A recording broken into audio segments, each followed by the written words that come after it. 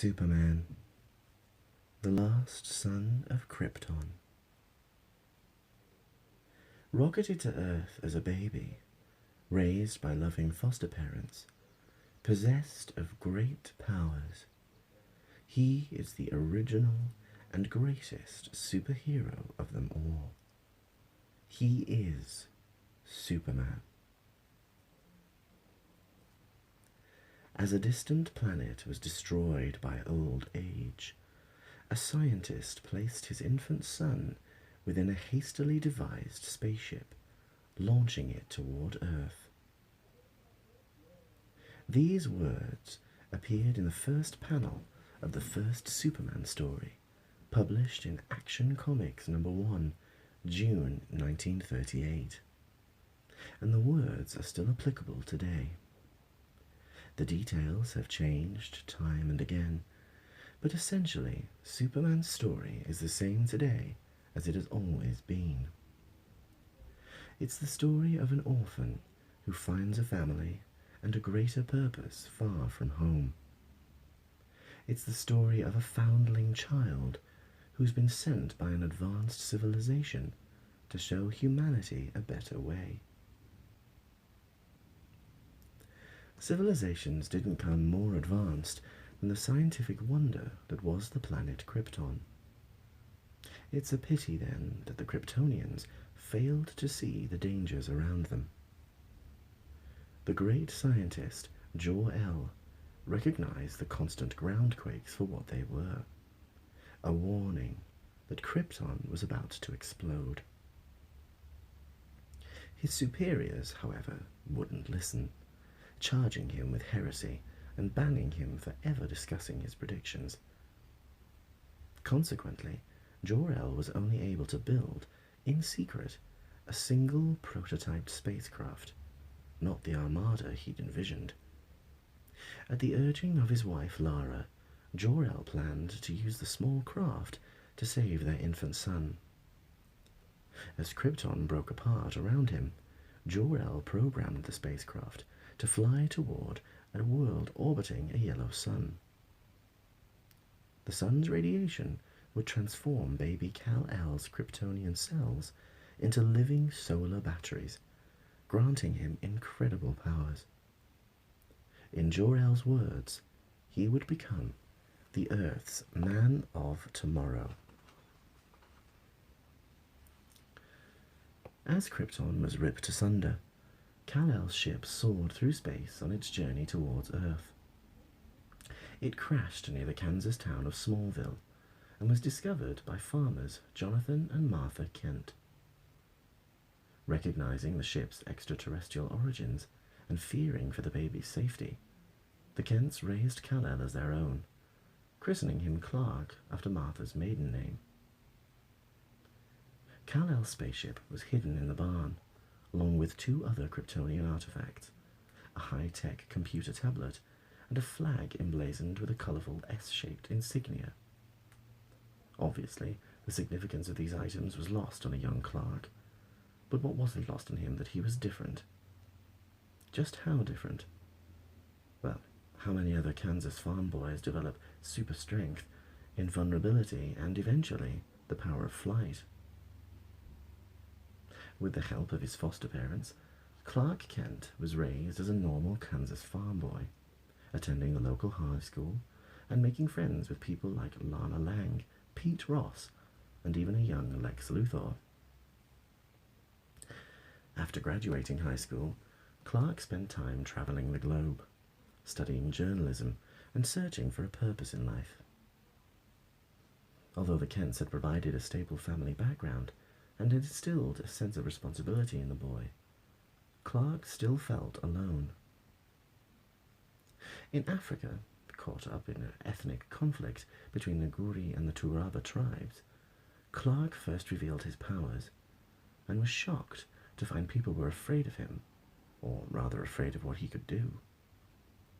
Clark now felt more isolated than ever before. Finally managing to open the computer tablet from his spacecraft, Clark discovered that it was actually a holographic book, one that detailed Krypton's rich history. Though he couldn't understand the language, Clark was mesmerized by the images of Krypton's lost civilization. A civilization whose ultimate symbol of achievement, of hope, was the flag that Clark had been wrapped in on his journey to Earth. Clark returned to Smallville, and with Martha's help, he created a costume out of the Kryptonian flag. The S shield of the House of L proudly displayed on his chest. The symbol that had meant so much to Clark's forefathers was now equally as important to him.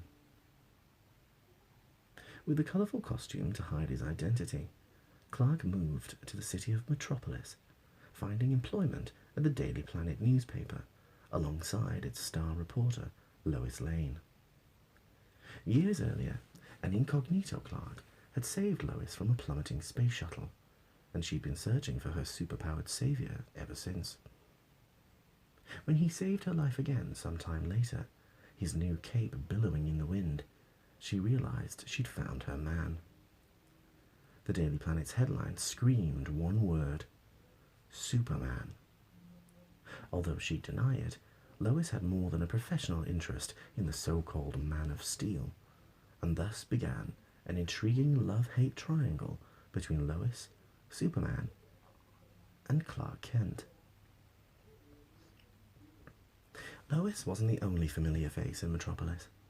Lex Luthor, famed astrobiologist and head of Luthor Corps, had long considered himself the first son of Metropolis.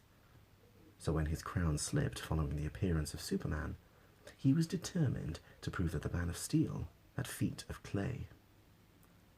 When no one realized, and Lex had apparently forgotten, was that Clark Kent had once been his high school friend. The young Lex might have been a genius, but he had trouble relating to regular teenagers. While living in Smallville, his only friend had been the equally isolated Clark Kent.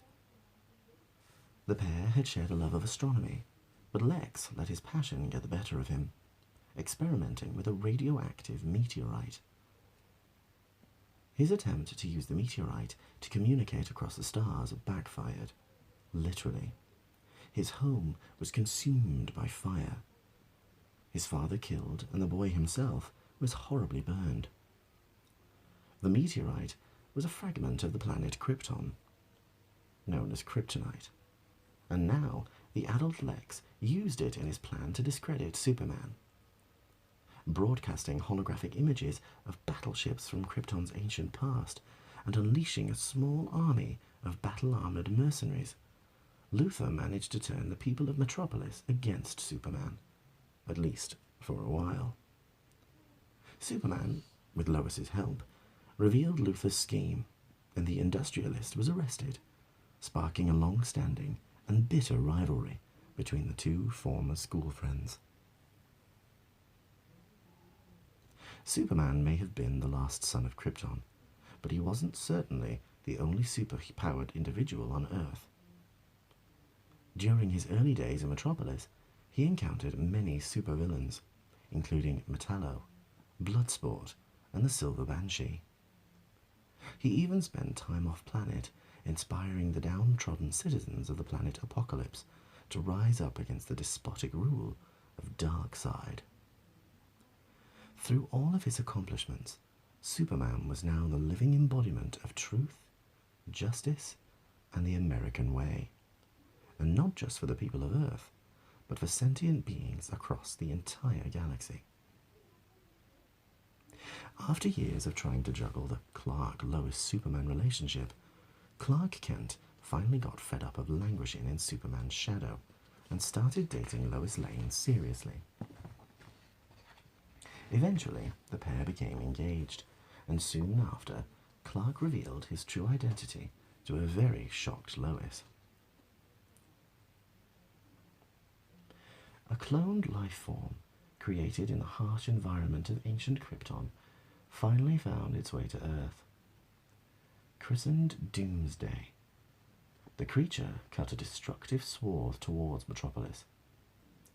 Following a bloody conflict, Superman managed to stop Doomsday in his tracks, but at the cost of his own life. Superman collapsed, and died in Lois's arms. Lois was devastated, and the superhero community was stunned at the loss of its titular leader. In the wake of Superman's death, no fewer than 4 beings emerged, all claiming to be born-again men of steel. None, however, were the genuine article. The Metropolis Kid was a clone created from the combined DNA of Kal-El and Lex Luthor. Steel was John Henry Irons, an engineering wizard whose life Superman had once saved. The Man of Tomorrow, or the cyborg Superman, was the deranged consciousness of Hank Henshaw, a space shuttle pilot who had vowed revenge against Superman following the loss of his body. And the last son of Krypton was the Eradicator, an ancient Kryptonian device that had gained sentience years before. The Eradicator had survived its supposed destruction and was now a non-corporeal entity. It sought to use Superman's body as a host, but discovered that Kal-El's soul hadn't completely travelled to the other side. The Eradicator created itself an artificial humanoid form, and then placed Superman's body into a matrix chamber, bombarding it with solar radiation. Superman was revived, and just in time too, as the cyborg had revealed his hand, teaming up with the alien warlord Mongol to conquer Metropolis. Superman was having none of it, and with the help of several superheroes, and even Lex Luthor pitching in for good measure, he quickly made scrap metal of the former Hank Henshaw. Returning to duty, there was to be no rest for Superman. Metropolis was destroyed thanks to a mad and devastatingly explosive scheme concocted by Luthor, and Superman lost his powers when the sun was temporarily extinguished. Still, despite the chaos, or maybe because of it, Clark and Lois found time to say "I do," and they were finally married. It's true what they say. You can fool all of the people all of the time. At least you can if you're Lex Luthor. Despite countless villainous schemes, Lex avoided being sent to prison, eventually managing to get himself elected President of the United States. Reigniting the sun and rebuilding Gotham City after an earthquake obviously buys a lot of votes. For a while, there was an uneasy truce between Superman and President Luthor. But when a kryptonite meteor threatened to destroy the planet, Lex saw the perfect opportunity to turn the populace against the Man of Steel.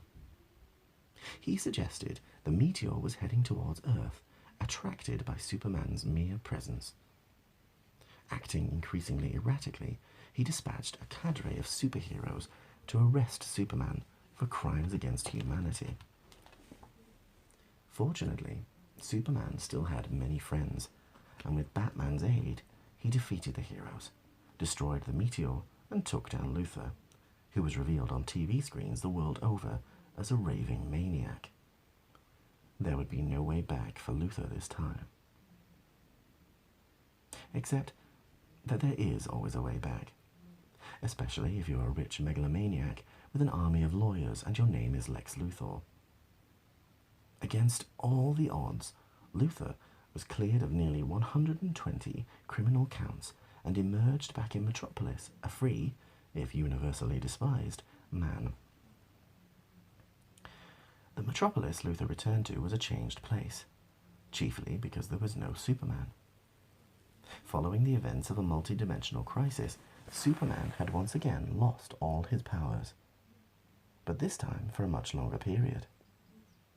For a year, Clark Kent fought crime as a crusading reporter, calling in help from his superpowered friends via Jimmy Olsen's signal when he needed it. Gradually, however, his powers began to return. Slowly at first, but after a time, he was ready to don the famous blue and red costume once more. Superman's return didn't come a moment too soon. With the criminal organization Intergang on the rampage and villains like Toyman and the Prankster on the loose, Superman had a lot of catching up to do. However, it was Luthor who was to provide the greatest threat.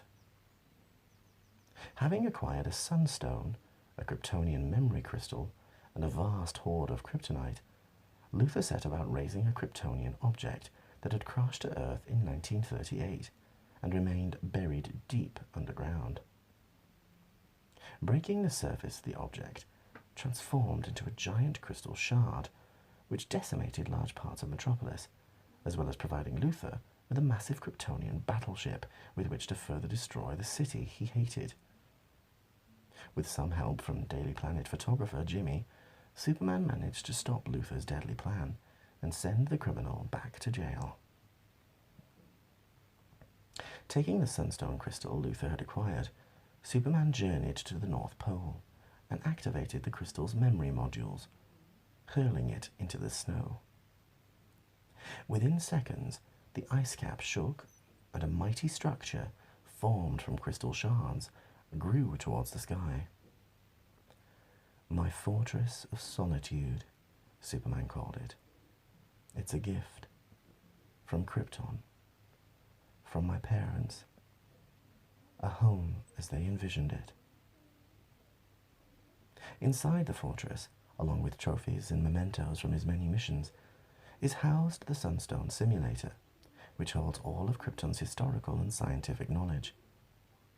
Through this device, Superman can talk to a simulation of his long-dead father, Jor-El. A darker side of Krypton's history is represented by the Phantom Zone projector and portal, through which the criminal residents of this nebulous realm can be viewed. Soon after, a spaceship containing a young boy crashed to Earth. Landing in the heart of Metropolis, the child was immediately taken by the authorities for testing. Recognizing a fate that might have befallen him had he not landed in Kansas, Superman became the boy's protector, determined not to let the authorities place him under a microscope for the rest of his life. Feeling forced to act, Superman rescued the child, and in the guise of Clark Kent, adopted him. Lois and Clark named their new ward Christopher, and with the disguise of a simple pair of glasses, planned a normal human life for him. As Christopher began his life on Earth with Clark and Lois, storm clouds gathered on the horizon for Superman.